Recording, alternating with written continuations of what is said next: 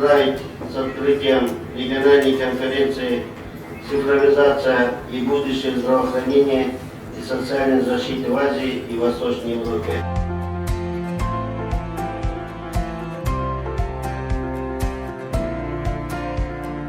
I was absolutely amazed at the wealth and breadth of what we are already doing. And while the ancient Silk Road was a conduit for precious goods, today's treasures are information and data. The more that these are joined together, the greater the value that can be created.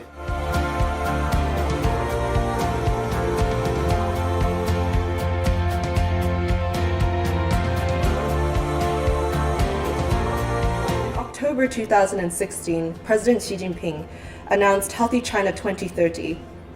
And what this was that he stated that public health is a precondition for all future economic and social development. Since 2014, public hospitals have partnered with tech companies to form these internet hospitals. And what these offer are both online and offline outpatient services. As of last year, 119 of these government-certified internet hospitals were in operation, and 131 Chinese companies are working on applying AI to healthcare directly. Our general attitudes are very eager and willing to embrace all things digital. It's very much embedded into our lives.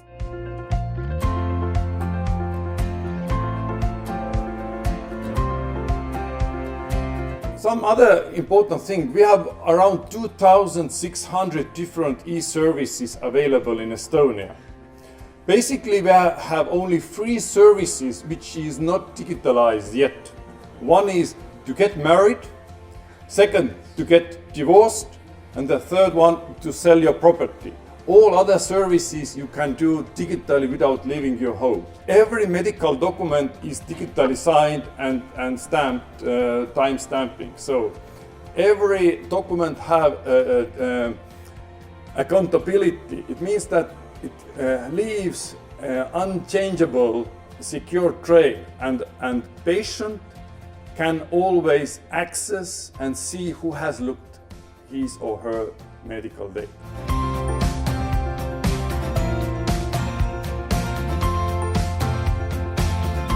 So it's quite interesting to note that when you do enter environments, that it's quite likely that a certain quantity of data already exists about citizens. But those factors are working intersectorally, so that's the first message. Working outside of the health sector across ICT, education, social affairs if it's not integrated, all of those elements and reaching out as development partners are really quite important. As a GIZ person, I'm moving from one country to another. And in every country I go, I see similar things, not exactly the same, but similar, because there is a lot of fragmentation, there is no coordination when it comes to digital health. And of course, many people are very focused only on the health sector without thinking about what's going on all around it. The various data sets are not speaking to each other. So all these initiatives are working in isolation, and from an operational perspective, it's really a lot of effort and energy wasted in trying to cross-map these. And hopefully, as time passes, there will be enough evidence that someday in countries like India and Bangladesh, there will be an overarching agency or authority bring all these things together. Estonia works as a startup, as a country, as a startup. So it means that you go, you take risks, and if you fail, you change the course and you go further. So you don't pilot. We didn't do any piloting. We didn't do any planning. We just did it.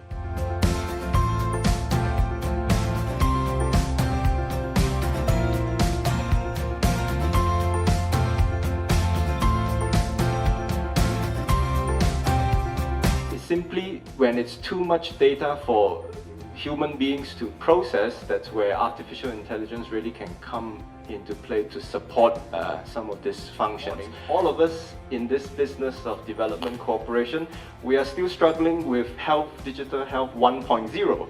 A lot of us are still trying to help our partner countries to digitize their health system, to modernize their health system. And this is what was it, Matt? It's 4 steps away from Estonia. Digital health is really a central part to achieving universal health coverage.